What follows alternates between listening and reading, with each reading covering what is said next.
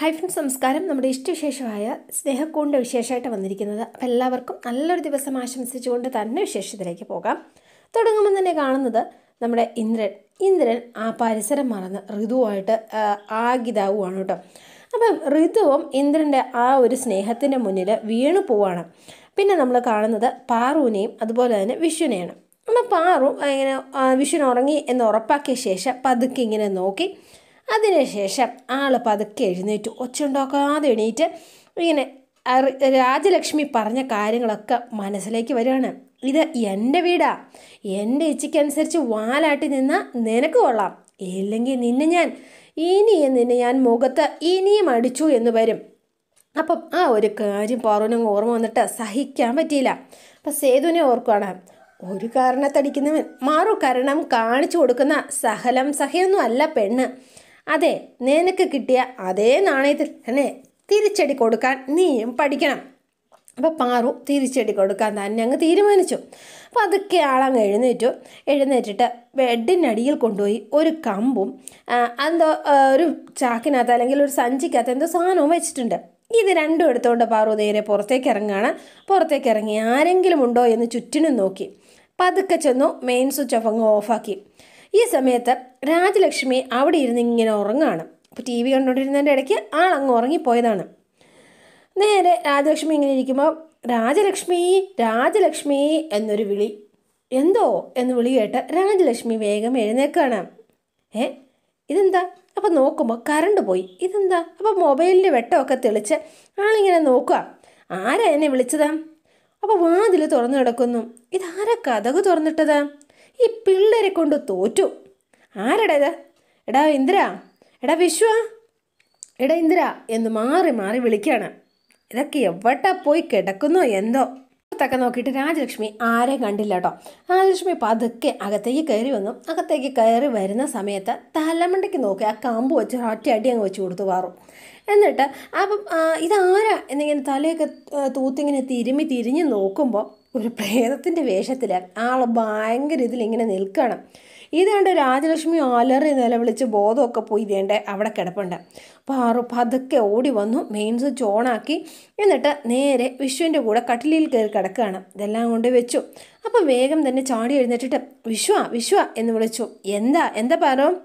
എന്തോ ഒരു നിലവിളി കേട്ടു, അമ്മയാണെന്ന് തോന്നുന്നു, ബാ എഴുന്നേക്ക് എന്ന് പറഞ്ഞു വിശ്വത്തിനെയും കൂട്ടിക്കൊണ്ട് പാറു വേഗം താഴേക്ക് ചെല്ലുമ്പോൾ ബോധമില്ലാതെ കിടക്കുകയാണ് നമ്മുടെ രാജലക്ഷ്മി. അപ്പോൾ ഇവർ ചെല്ലുമ്പോൾ അയ്യോ ദേ അമ്മേ എന്ന് വിളിച്ചു. എഴുന്നേപ്പിക്കുകയാണ്. എഴുന്നേറ്റേ, എന്തു പറ്റി എന്ന് ചോദിച്ചപ്പോൾ രാജലക്ഷ്മി ഒച്ചയ്ക്ക് നിലവിളിക്കുകയാണ്. എന്താ എന്ന് ചോദിച്ചു. അപ്പോൾ വേഗം പറയാൻ ശ്രമിക്കുമ്പോഴത്തേനും ഒച്ചയില്ല ആൾക്ക്. അമ്മയുടെ ശബ്ദത്തിന് എന്തു പറ്റി എന്ന് ചോദിച്ചു. നേരാണല്ലോ. അപ്പം നോക്കുമ്പോൾ ഒട്ടും ശബ്ദമില്ല. അപ്പോൾ ആരോ തലക്കടിച്ചു എന്നാണ് ഈ പറയണത്. പ്രേതം എന്നാണോ പറയുന്നത് എന്ന് ചോദിച്ചു പാറു. അതെ, പ്രേതം വന്ന് തലക്കടിച്ചു എന്ന് അങ്ങനെയാ പറയണത്. എൻ്റെ പൊന്നോ, സ്വപ്നം വല്ലതും കണ്ടതായിരിക്കും എന്ന് പറഞ്ഞ വിശ്വൻ. ദേ എഴുന്നേറ്റ് ഇങ്ങോട്ട് വന്ന് പോയി കിടക്ക് എന്ന് പറഞ്ഞ് ഇവർ രണ്ടുപേരോട് പിടിച്ചതുകൊണ്ട് രാജലക്ഷ്മിയെ റൂമിൽ കൊണ്ടാക്കുകയാണ് കേട്ടോ. പിന്നെ കാണുന്നത് ഇന്ദ്രനെയും ഋതുവിനെയാണ്. ഒന്നും മിണ്ടുന്നില്ല. ആൾ ഭയങ്കര നിശബ്ദമായിട്ട് ഇങ്ങനെ ഇരിക്കുകയാണ്. അപ്പോൾ ഇവർ തിരിച്ച് പോയിക്കൊണ്ടിരിക്കുകയാണ് കേട്ടോ. അപ്പം ഇന്ദ്രൻ, അതെ ഋതു, താൻ ഇതുവരെ ഒന്നും സംസാരിച്ചില്ലല്ലോ, എന്തു പറ്റി എന്ന് ചോദിച്ചു. What happen? അല്ല, എന്തോ ഒരു ഗിൽറ്റി ഫീലിംഗ് എന്ന് പറഞ്ഞു. അതെ, ഞാൻ തന്നോട് എന്തെങ്കിലും തെറ്റ് ചെയ്തതുപോലെ ട്രാപ്പിൽ കൊണ്ട് പെടുത്തിയതാണെന്ന് തോന്നുന്നുണ്ടോ? അതും തൻ്റെ ശരീരം മോഹിച്ച്. അപ്പോൾ ഋതു ഒന്നും മിണ്ടിയില്ല. അല്ല എന്നുള്ള മട്ടിൽ തലയാട്ടി. താനിപ്പോൾ എൻ്റെ മനസ്സിൽ അത്ര സ്നേഹം ഉണ്ടായിരുന്നുണ്ടായിരിക്കും. ഒരുമിച്ച് ഒരു റൂമിൽ കഴിഞ്ഞപ്പോൾ അതിരുകളെല്ലാം പെട്ടെന്ന് ലംഘിച്ചു പോയത് ഞാനായിരുന്നു സൂക്ഷിക്കേണ്ടത്. അങ്ങനെ പറയല്ലേ ഋതു, ഞാനും അതിന് ഉത്തരവാദിയാണ് എന്ന് പറഞ്ഞു. തന്നെ ഒരു പോറൽ പോലും ഏൽപ്പിക്കാതെ സംരക്ഷിക്കേണ്ട ഉത്തരവാദിത്തം എനിക്കല്ലായിരുന്നോ? ജിത്തിനൊപ്പം ജീവിക്കാൻ മനസ്സുകൊണ്ട് തീരുമാനിച്ച ആളാ ഞാൻ. അപ്പോൾ അതിനിടയിൽ നമുക്ക് സംഭവിച്ചത് ഒരു തെറ്റായി ഒന്നും ഞാൻ കരുതുന്നില്ല എന്ന് പറഞ്ഞു ഋതു. പക്ഷേ ഒരു കാര്യമുണ്ട്, എന്നെ കൈവിട്ട് കളഞ്ഞേക്കരുത്. അതെന്തു വർത്താനടോ? ഒരിക്കലും തന്നെ ഞാൻ വിട്ട് കളയില്ലടോ, ചതിക്കില്ല എന്ന് വേഗം ഇന്ദ്രൻ വാക്ക് കൊടുക്കുകയാണ്. ഇന്ദ്രൻ ആരാ മോൻ എന്നിതുവരെയും ഋതുവിന് മനസ്സിലായിട്ടുമില്ല. അതെ, അപ്പോൾ ഇവരിങ്ങനെ വന്നപ്പോഴത്തേനും വണ്ടി ഇവിടെ നിർത്തിയേക്ക് എന്ന് പറഞ്ഞു. അതെന്താ? അല്ല, അപ്പം ഇന്ദ്രൻ മേടിച്ച ഐഡിയ കൊണ്ട് വണ്ടി നിർത്തി. എന്നിട്ട് അതെന്താ ഇവിടെ നിർത്താൻ പറഞ്ഞത്? ഇവിടുന്ന് എൻ്റെ വീട്ടിലേക്ക് നടക്കാനുള്ള ദൂരേ ഉള്ളൂ, അതുകൊണ്ട് നമ്മൾ ഒരുമിച്ച് വരുന്നത് ഇനി ആരും കാണണ്ട. ഓ ശരി, ആയിക്കോട്ടെ. അപ്പം ഇങ്ങനെ ഇന്ദ്രൻ നിൽക്കണം. അല്ല ഋതു, അത് പിന്നെ ഋതു ഇങ്ങനെ നോക്കിയിട്ട്, ഞാൻ പറഞ്ഞ വാക്ക് ഓർമ്മയുണ്ടല്ലോ, ദേ ചതിക്കരുത് എന്ന് പറഞ്ഞു. പക്ഷെ വിട്ടുകളയുകയും ചെയ്യരുത്. പിന്നെ അങ്ങനെ സംഭവിച്ചാൽ ഞാൻ ഒന്നും പറയുന്നില്ല എന്ന് വേഗം ഋതു പറയുകയാണ്. ആ സാരമില്ല, ഞാനിപ്പോൾ ഒന്നും പറയുന്നില്ല ഋതു, ഞാൻ ഒരിക്കലും തന്നെ വിട്ടുകളയില്ല. ഈശ്വരനാണ് സത്യം. എന്താ പോരെ? മതി എന്ന് പറഞ്ഞ് ഋതു വേഗം അവിടെ നിന്ന് യാത്രയൊക്കെ പറഞ്ഞു പോവാണ്. ഇന്ദ്രൻ പണി കൊടുത്തു എന്നുള്ളൊരു സന്തോഷത്തിൽ അവനങ്ങനെ നിൽക്കുന്നു. പിന്നെ കാണുന്നത് നമ്മുടെ അച്ചുവിനെയും ഹരിനെയാണ്. ഹരിയോട് പറയണ, അതെ കഴിക്കാൻ നേരത്തേക്ക് വന്നേക്കണം എന്നൊക്കെ പറഞ്ഞ് ജോലിക്ക് പറഞ്ഞയക്കുകയാണ്. പുറത്തുനിന്ന് കഴിക്കണം നിയമമൊന്നുമില്ലല്ലോ. അല്ല, കഴിക്കരുതെന്ന് നിയമമില്ലല്ലോ എന്നായിരുന്നു ഹരി. അല്ല, ഇയാളെ ബുദ്ധിമുട്ടിക്കണ്ട എന്ന് കരുതിയാ ഞാൻ പുറത്തുനിന്ന് കഴിക്കുന്നത്. ഓഹോ, എനിക്ക് ബുദ്ധിമുട്ടാണെന്ന് ആരാ ഹരി പറഞ്ഞത്? അല്ല അതെ, എൻ്റെ ഭർത്താവിന് ആഹാരം ഉണ്ടാക്കി കൊടുക്കുന്നതിൽ എനിക്ക് ഒരു ബുദ്ധിമുട്ടുമില്ല. ഇങ്ങോട്ട് വന്നില്ലെങ്കിൽ ഞാനൊരു വഴി കണ്ടുവച്ചിട്ടുണ്ട്. എന്താ അത്? ഭക്ഷണം ഉണ്ടാക്കി ഞാനങ്ങോട്ട് തരും, അത്രയേ ഉള്ളൂ. അപ്പോഴേക്കും ഹരി ആകെ സെൻറ്റിമെൻ്റലായി. എന്താ ഹരി എന്ന് ചോദിച്ചു. മുഖമൊക്കെ വല്ലാണ്ടായതുപോലെ തോന്നുന്നു. എന്ത് പറ്റി എന്ന് ചോദിച്ചു. അല്ല, എന്നെ ഇതുവരെയും ആരും ഇങ്ങനെയൊന്നും സ്നേഹിച്ചിട്ടില്ല അച്ചു എന്ന് പറഞ്ഞു. ഇങ്ങനെ പരിഗണിച്ചിട്ടുമില്ല. ഇതിനൊക്കെയുള്ള അർഹത എനിക്ക് എന്ന് പറഞ്ഞു. അപ്പോൾ വേഗം അച്ചു വാകുത്തി പിടിച്ചു. ഹരി അങ്ങനെ പറയല്ലേ, സ്വയം വില കുറിച്ച് പറയല്ലേ ഹരി, എനിക്ക് അത് സങ്കടമാകും എന്ന് പറഞ്ഞു അച്ചു. അപ്പോൾ ഇവരിങ്ങനെ നിൽക്കുന്ന സമയത്താണ് നമ്മുടെ ഋതു അങ്ങോട്ടേക്ക് കയറി വരുന്നത്. ദേ ഋതു എന്ന് പറഞ്ഞു. അപ്പോൾ ആൾക്ക് ഭയങ്കരമായിട്ട് ഫേസ് ചെയ്യാനുള്ളൊരു ബുദ്ധിമുട്ടൊക്കെ ഉണ്ട്, എങ്കിലും പതുങ്ങിയാണ് ആൾ വരുന്നത്. ഋതു, നിന്നോട് ചോദിച്ചു കേട്ടില്ലേ, നീ എവിടെയായിരുന്നു എന്നാ ചോദിച്ചത്? അത് ഞാനൊരു ഫ്രണ്ടിൻ്റെ വീട്ടിൽ പോയതാ. ഏത് ഫ്രണ്ട് എന്ന് ചോദിച്ചു. അപ്പോഴേക്കും നമ്മുടെ പൂർണിമാമയും സ്വാതിയും കൂടി അങ്ങോട്ടേക്ക് വന്നു കേട്ടോ. ഋതുവിനെ കണ്ടപ്പോഴത്തേനും അവരും വേഗം വരികയാണ്. ഏത് ഫ്രണ്ടാണെന്നാണ് നിന്നോട് ചോദിച്ചത്? അത് ഞാൻ പല്ലവിയെ വിളിച്ച് പറഞ്ഞിരുന്നല്ലോ. എന്താ, അമ്മയോട് പല്ലവി പറഞ്ഞില്ലേ? ആ പറഞ്ഞിരുന്നു, മണ്ണിടിച്ചിലോ വഴി തകരാറായെന്നോ എന്നോ മറ്റോ, അത് തന്നെ എന്ന് പറഞ്ഞു.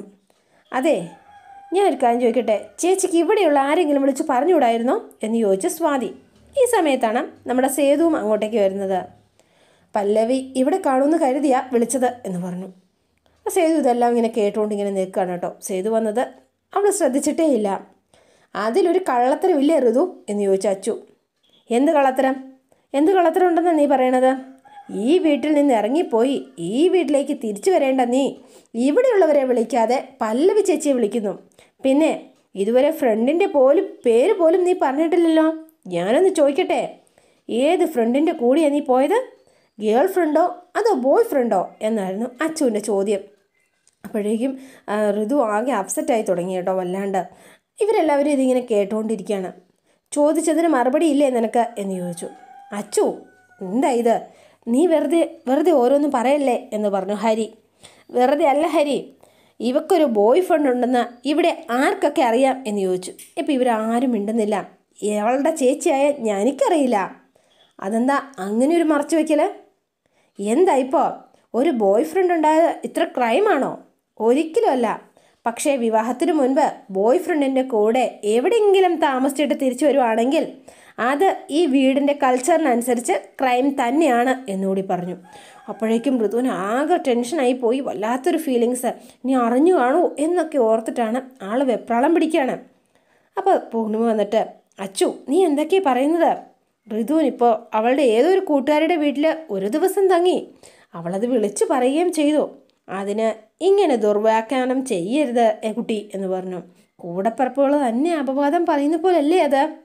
എൻ്റെ അമ്മേ, ഞാൻ അടുക്കളപ്പുറത്തോ കവലയിലോ പോയി നിന്നല്ല പറഞ്ഞത്, നേരിട്ട് അനിയത്തിയുടെ മുഖത്ത് നോക്കി ചോദിക്കുക ചെയ്തത് എന്ന് പറഞ്ഞ് അച്ചു. അപ്പോൾ ഇവിടെ ഇങ്ങനെ നിന്ന് കുറച്ചു നേരം. അതെ, ഇവളെ ഇങ്ങനെ തിരിച്ചു വരാതായപ്പോൾ സ്വാതിക്ക് വരെ ടെൻഷനായി. അതിൻ്റെ കാരണം അന്വേഷിച്ചപ്പോഴാണ് ഏതോ ഒരു കാമുകൻ്റെ കഥ പുറത്തു വന്നത്. നമ്മുടെ കൂടെ ഒരുമിച്ച് ഒരു വീട്ടിൽ താമസിക്കുന്ന ആളായിട്ടും ഇവളെ നമ്മളറിയാതെ ഒരു ഫ്രണ്ട് അറിയുണ്ടെന്നറിയുമ്പോൾ ചോദ്യങ്ങൾ ചോദിച്ചു പോവും. അപ്പോൾ ഋതു വേഗം പൊട്ടിത്തെറിച്ചു. മതി നിർത്ത് എന്ന് പറഞ്ഞ് അലറിക്കൊണ്ടാണ് പറയുന്നത്. അതെ, ഞാൻ ഒരാളെ സ്നേഹിക്കുന്നുണ്ട്. അയാളെ മാത്രമേ ഞാൻ കല്യാണം കഴിക്കുകയുള്ളൂ. പേര് ജിത്ത് എന്നാണ്. പിന്നെ ഇത്രയും കാര്യം നോട്ടീസ് അടിച്ച് വിവരണം ചെയ്തില്ല എന്ന് കരുതി എന്നെക്കുറിച്ച് എന്തും ആർക്കും വിളിച്ചു പറയാനുള്ളൊരു ലൈസൻസ് ഒന്നുമല്ല എന്നുകൂടി അവൾ ചേർത്തു. പല്ലവിയോട് ഞാൻ അമ്മയോട് പറയണമെന്ന് പറഞ്ഞ് ഏൽപ്പിച്ചിരുന്നു. തൽക്കാലം അതിൻ്റെ ആവശ്യം മാത്രമേ എനിക്ക് തോന്നിയുള്ളൂ എന്ന് പറഞ്ഞു. അപ്പോൾ ഇങ്ങനെ തിരിഞ്ഞു നോക്കുമ്പോഴാണ് സേതു അവിടെ നിൽക്കുന്നത് കാണുന്നത്. ആളൊന്ന് പതറി സേതുവിൻ്റെ മുഖത്തേക്ക് നോക്കിയിട്ട്, പക്ഷേ എന്നിട്ട് പയ്യൻ നൈസായിട്ട് ആൾ അകത്തേക്ക് കയറി പോവാണ്. അപ്പോൾ സേതുവിനും എന്തൊക്കെയോ ഒരു സംശയം തോന്നി കേട്ടോ. അമ്മേ, അപ്പം വേഗം അച്ചു ചോദിക്കണം, ഞാൻ അവളുടെ ചേച്ചിയല്ലേ, അപ്പോൾ അവളോട് എനിക്കൊരു കാര്യം ചോദിക്കാനുള്ള അവകാശമില്ലേ? നീ ചോദിച്ച ആ രീതി അതാ കുട്ടിയെ പ്രവോക്ക് ചെയ്തത്. ഫ്രണ്ട് പേരും നാളും ഒന്നുമില്ലാത്ത ഒരുത്തൻ, അതിൽ തന്നെയുണ്ടൊരു കള്ളത്തരം.